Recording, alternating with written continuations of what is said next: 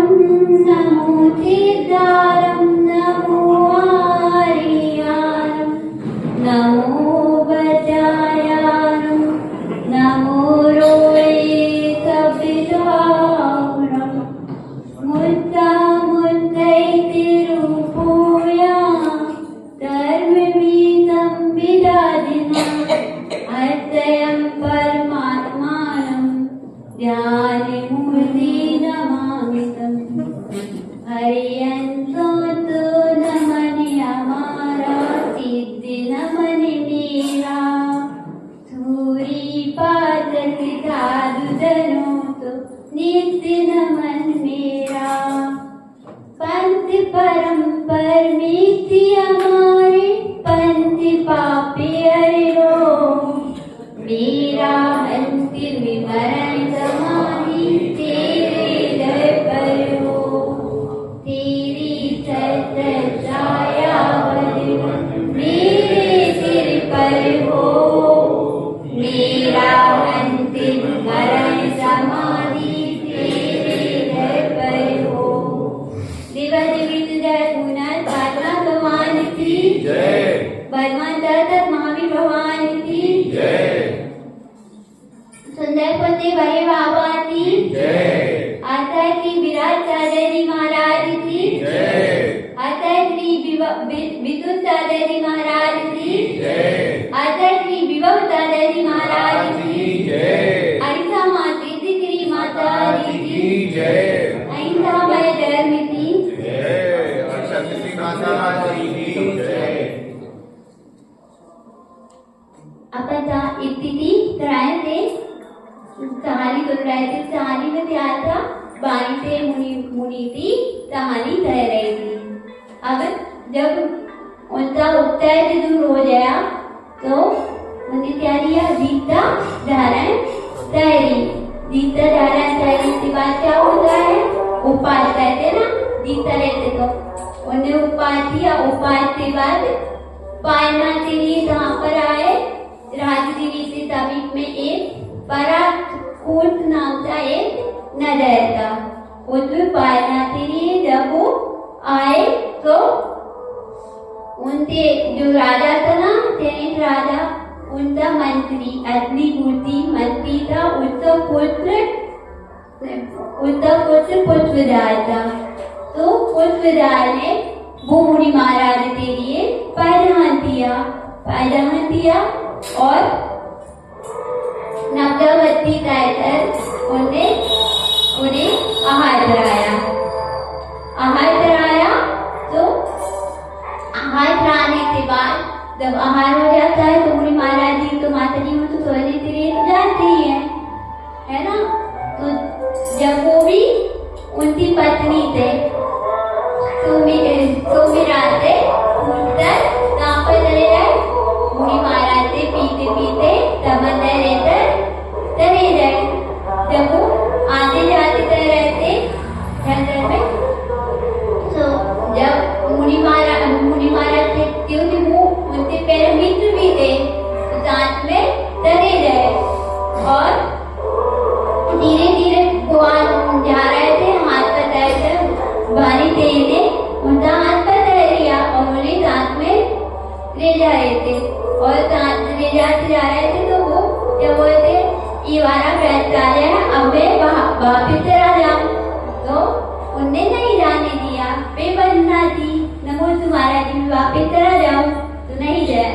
फिर वो अपने स्थान पर पहुंच गए तो उन्होंने वहां पर उन्हें उपदेश दिया। तो उन्हें क्या हो गया? उस विचार के लिए बैराज आ गया।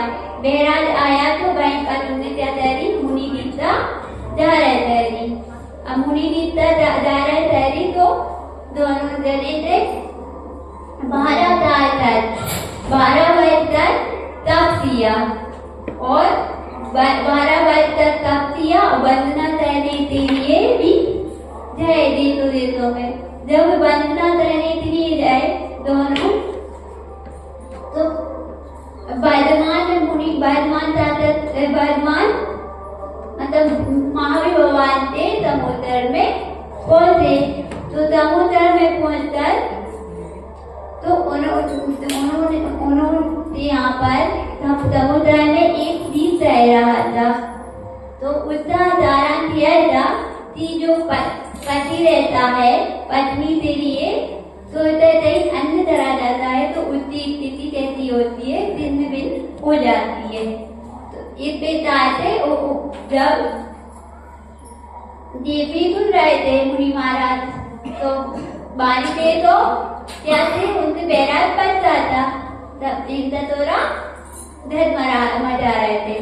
तो फिर जब इनने यह जाना दिए क्या है ये मुनि महाराज होते दूसरे वाले मुनि महाराज थे ना पुष्पराज, तो फिर उन्हें यह जानकर कि ये अभी स्थित नहीं है तो उन्होंने जहाँ पर बदना के बाद स्थिति करने के लिए जहाँ पर है राजराय नगर में, तो उनकी माँ से पहले आधे गए तो उनकी माँ ने यह सोचा तो उन्हें सेनानी उन्हें सोचा कि मेरा पुत्र कहीं अपने मार्ग से विचलित नहीं हो रहा है, तो उनने उनकी परीक्षा लेने के लिए जो पात्र हुआ है एक तो रथी से डरा हुआ है और दूसरा देवता मतलब राज दरबार में रहता है बेटा रवा दिया।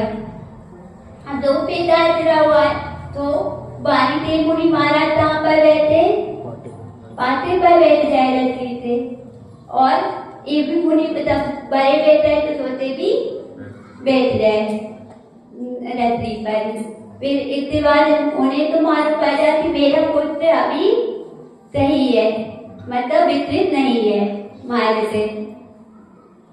फिर उनसे बानी मुनि महाराज ने उनकी रानियां जितनी थी 32 रानी थी पहले, तो 32 रानियों तो ऐसा प्रहलाद से आबू टाइम से सर्दी कर वैसे ही बुरवाया, तो बुरवाया और जब बुरवाया तो उनने क्या देखा वैसे जैसे पहले रहती थी ना उनकी रानियां तो वैसे ही आई तैयार होता जाती, तो फिर भी इनका मन विचलित नहीं हुआ।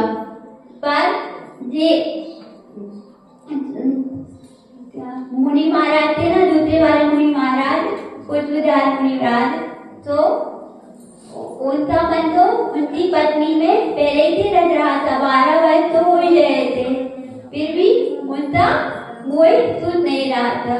फिर उनने क्या किया कि बारी मुनि ने कहा कि मेरी एक बड़ी पत्नियां भी रह लो और मेरा युवराज पद भी रह लो और तुम अच्छे से बोझ रहना। मुनि महाराज से मुनि महाराज की बात हो रही है, तो जब उन्हें मालूम पड़ा कि ये तो इतनी सुंदर इतनी सुंदर क्या स्त्रियां हैं एक से बढ़कर एक, और मेरी तो एक तानी है उससे एक आज पूछी थी, तो मैं उससे वजह से क्या नहीं कर पा रहा, तपस्या नहीं कर पा रहा। तो इस प्रकार से उन्हें अपने अंदर ही अंदर क्या हुआ कि स्थित हो जाए वो। उन्हें पूरा कार्यक्रम तो यही दिया था बानी मुनि ने समझाने के लिए कि अपनी तपस्या में स्थित हो जाए। इस प्रकार से उन्हें बानी मुनि महाराज ने पुष्पराज के लिए क्या दिया, साधना के लिए स्थिति तरह दिया और इसमें वो प्रेरित हो जाए। और अब अपन बड़ी माता जी तो सुनेंगे।